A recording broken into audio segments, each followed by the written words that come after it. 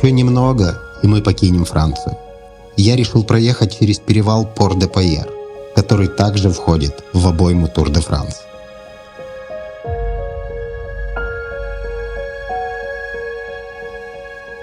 Для того, чтобы туда попасть, нужно проехать не менее красивой дорогой. Сейчас будет еще одно интересное ущелье. Там вообще дорогу невозможно было расширить больше 2 метров.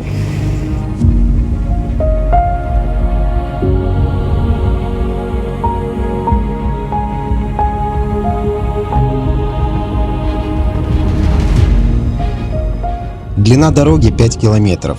Проходит она через ущелье Сен-Джордж. Слушайте, оно прикольное. Построена она была в 1836 году. Тогда дорога имела стратегическое значение, так как вела на перевал.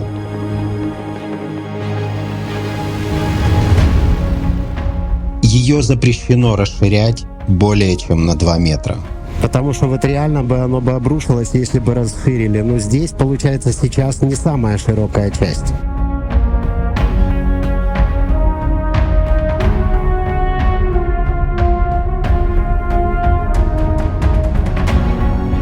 Тут вообще вот эта дорога Д-118, она такая прикольная. У каждой дороги есть своя история. И эта дорога не исключение.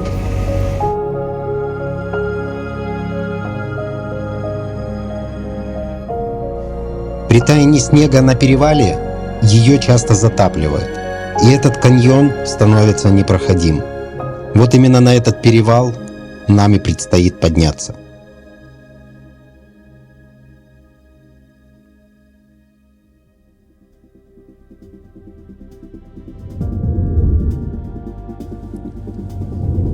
При путешествии по югу любой подъем в горы – это возможность охладиться.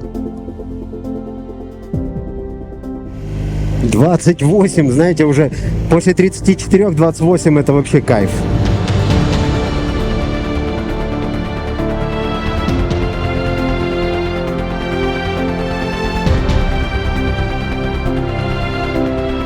Перевал Пор-де-Пайер находится недалеко от границы Андорры. Общая длина подъема и спуска 30 километров.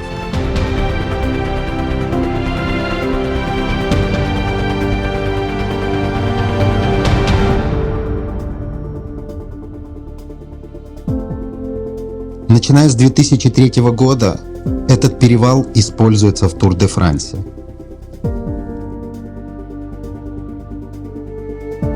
Это очень красивый перевал. Его стоит посетить по дороге в Андорру. Мне надо вот туда подняться.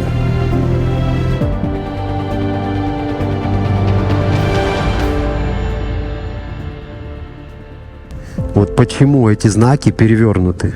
Может, знак какого-то протеста? Кто знает, подскажите.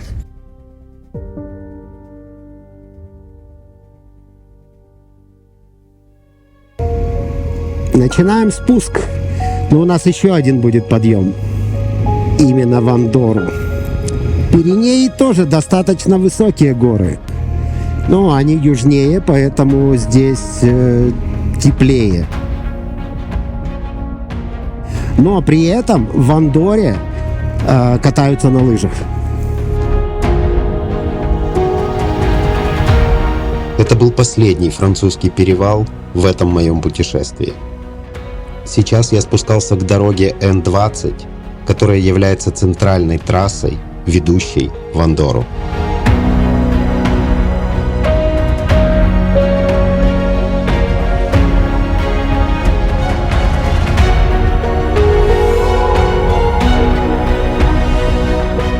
Спустился с гор в очередной городок. 35,5 градусов. Я сразу почувствовал увеличение температуры. Она поднялась очень быстро. И это все не просто так. Город называется Аксель-Терм. С древности является известным своими термальными источниками. Об этом мне поведали наши беженцы. Наши есть везде. Только что подходили. Наши беженцы увидели номера украинские, киевские. Подошли, посидели, пообщались. Тут достаточно много наших. Теперь у меня есть местная вода.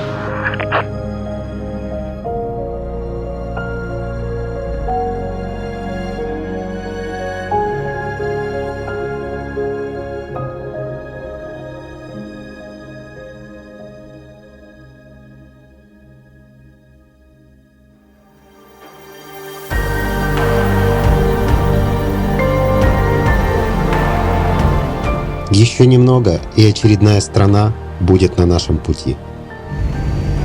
Маленькое карликовое государство.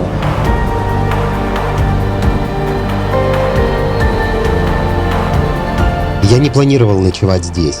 Просто хотелось проехать по этой удивительной стране, по этому удивительному княжеству Андорра. С очень интересной историей.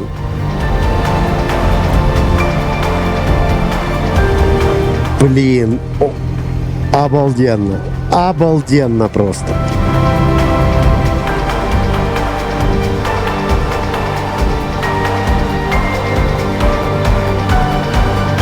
Я заехал со стороны перевала Паса де ля Каза. Его высота 2408 метров. Друзья, я приехал в Андорру.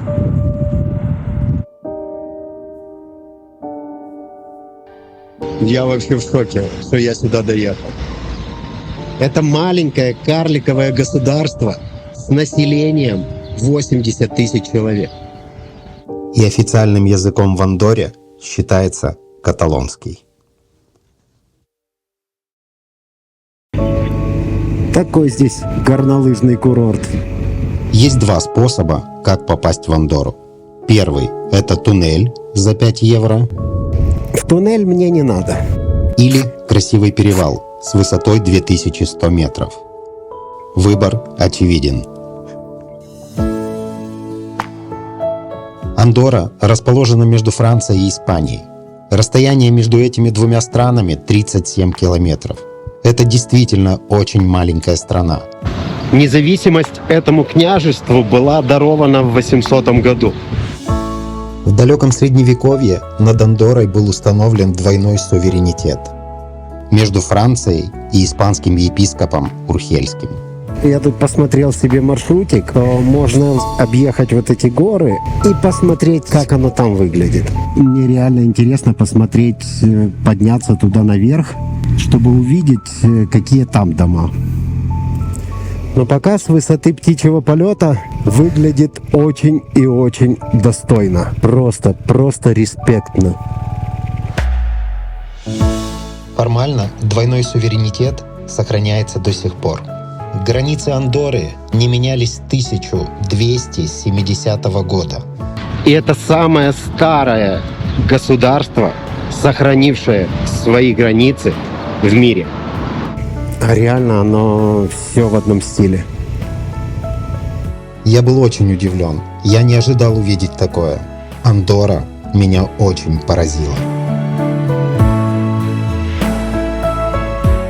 Столица княжества – это город Андорра-ла-Велья, расположен на высоте 1029 метров и является самой высокогорной столицей в Европе. Мы выехали из Андорры и попали в Испанию.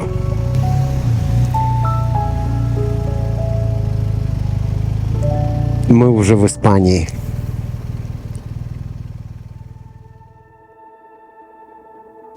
Сегодня был очень насыщенный день. Я не стал долго искать место для ночевки. Заехал в первое попавшееся испанское село и решил здесь испытать весь колорит сельской жизни. Такая животноводческая часть Испании.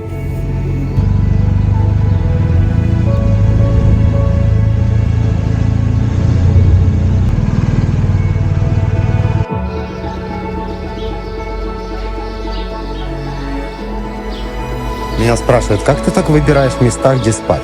Но я вам скажу, я сегодня сплю на ферме.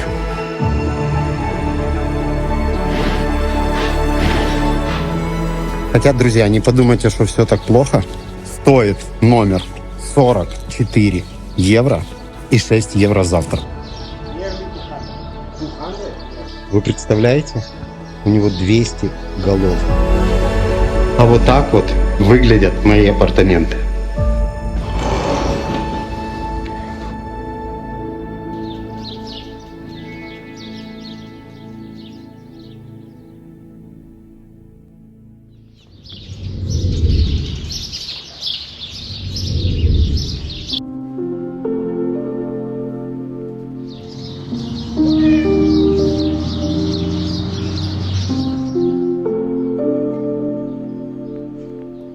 Принесли свежее парное молоко.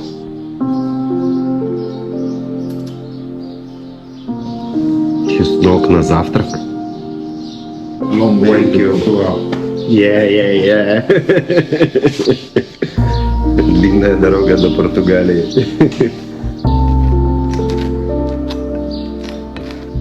Сегодня такой день. Ну, в принципе, как и все, достаточно насыщенный. Хотелось бы сегодня посетить два таких значимых места, похоже на греческие метеоры.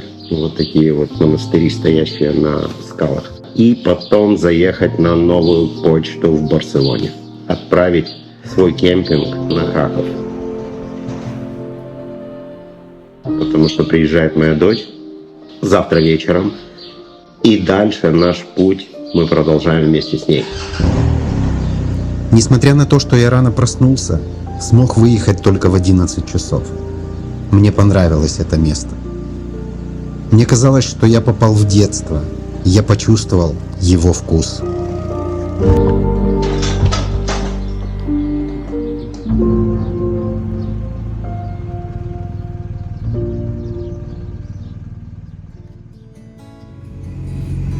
Не стал я, как всегда, ехать по автомагистрали, можно было там доехать быстренько.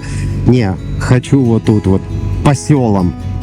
И сейчас едем еще раз в горы и будем спускаться к побережью.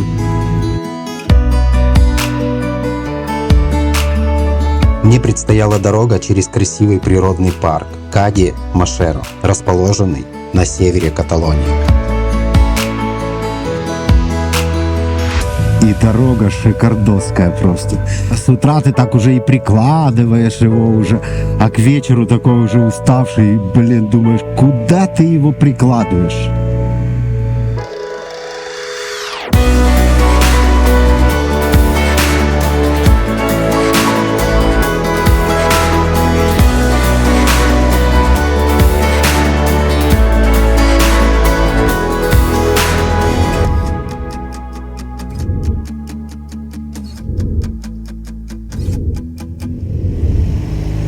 Блин, какая кайфовая дорога.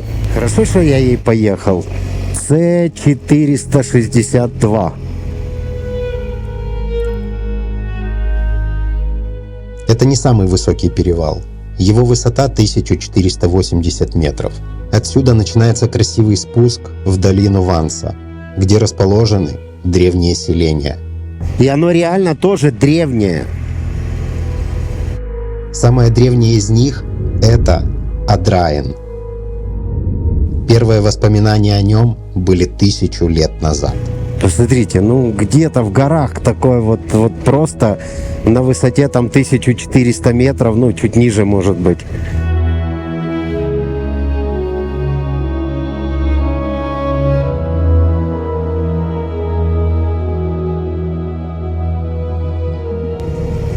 Выезжаешь из-за угла и такой вау!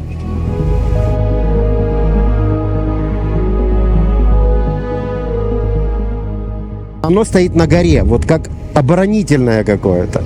Скорее всего, оно как-то так и строилось.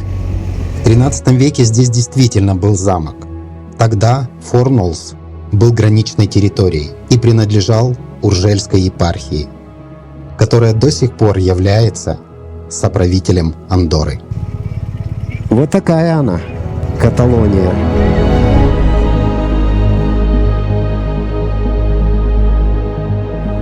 Долина Ванса считается самой неизведанной частью испанских Пиреней.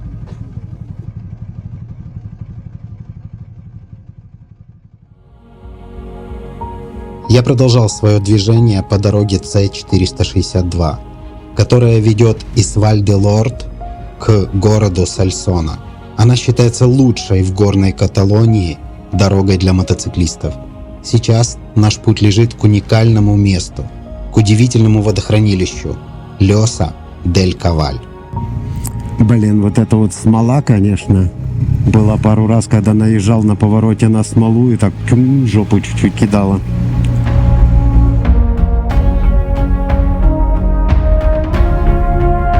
Это водохранилище было запущено в 1998 году, прежде всего для снабжения водой Каталонии.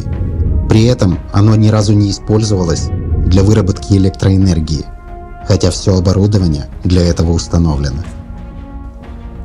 Общая площадь Лёса дель Каваль 200 квадратных километров. Весь этот объем воды держит громадная плотина, длина которой 326 метров и высота 122 метра.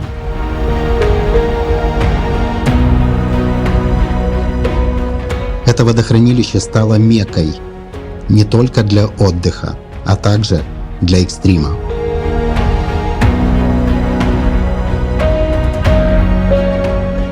Это шаг в пустоту с высоты 122 метра.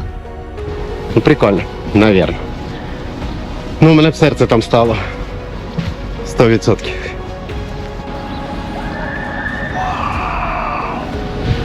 Ё-моё! Да ну нахрен! Вот такой вот он. Гранд Каньон. Испанский.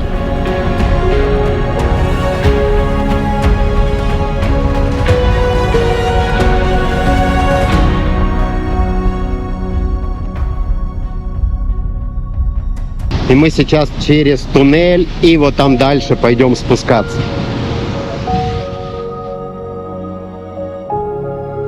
70 километров я проехал за 4 часа. Капец. Я сегодня доеду до Барселоны или нет? Не, я бы уже давно доехал, конечно. Тут 200 километров было, если по автомагистрали. За 4 часа, если ввальнуть, то легко бы я бы уже доехал. Но, блин, это невозможно. Это действительно невозможно, так как на пути есть очень много интересных мест, которые не хочется пропускать. Таких, как, например, замок де Кардона. Блин, он и правда здоровый. Древний городок такой.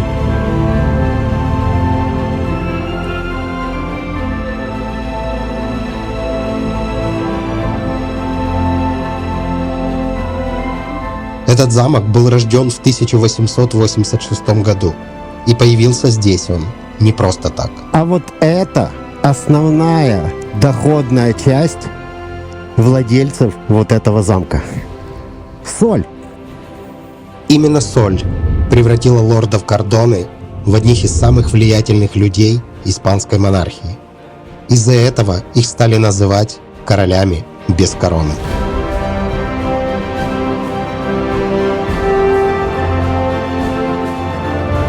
Не, мне вот в эти ворота. Ого. Замковые ворота.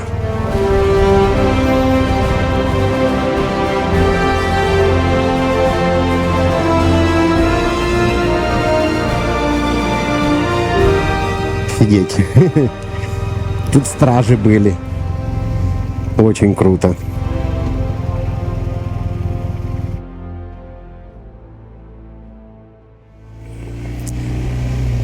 «56 километров мне ехать до следующей точки, и все ближе и ближе я добираюсь до Барселоны.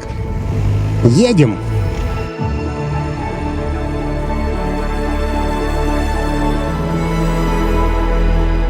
Вот туда я сейчас еду.